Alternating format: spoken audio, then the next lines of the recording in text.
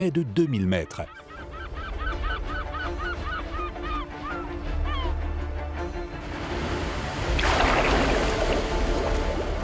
Il y a environ 6500 ans, le niveau de la mer a augmenté et les vallées ont été inondées, créant ainsi les fjords. L'eau salée a envahi les terres et la vie marine a fait de même. Les fjords abritent les grands dauphins, résidents les plus méridionaux du monde. En danger critique d'extinction, les dauphins du Fiordland sont répartis entre une petite population qui erre dans le Milford Sound et les fjords du Nord. Un banc d'environ 60 individus dans le Doubtful Sound et un groupe plus important d'environ 120 individus à Dusky Sound.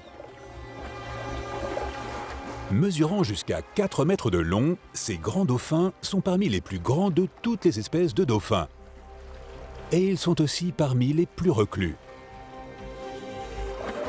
Né à Doubtful Sound il y a 6 mois, au début de l'été, ce jeune passera probablement presque toute sa vie à l'intérieur de ce fjord, en compagnie du même groupe fermé.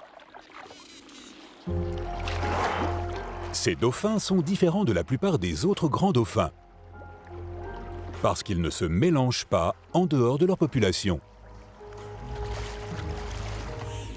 Leurs liens sont renforcés lorsqu'ils nagent près les uns des autres et se touchent doucement avec leurs nageoires.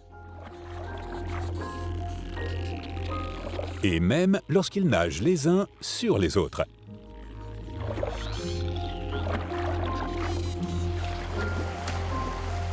Lorsque deux groupes de la même population du détroit de Doubtful se rencontrent, ils se livrent toujours à une cérémonie de salutation.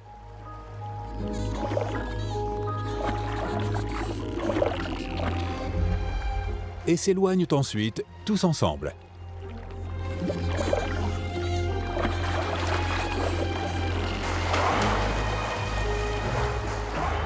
L'intimité des dauphins du détroit de Doubtful peut sembler désuète, mais alors que l'hiver commence à mordre sur le Fiordland, le savoir collectif de ce groupe très uni sera essentiel à la survie du Delfino.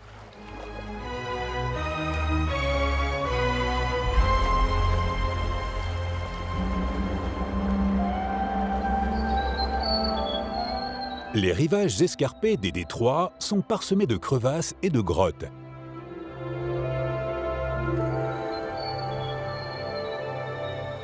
Du milieu de l'hiver à la fin du printemps, certains de ces recoins abritent un oiseau timide qui porte le nom de ce lieu.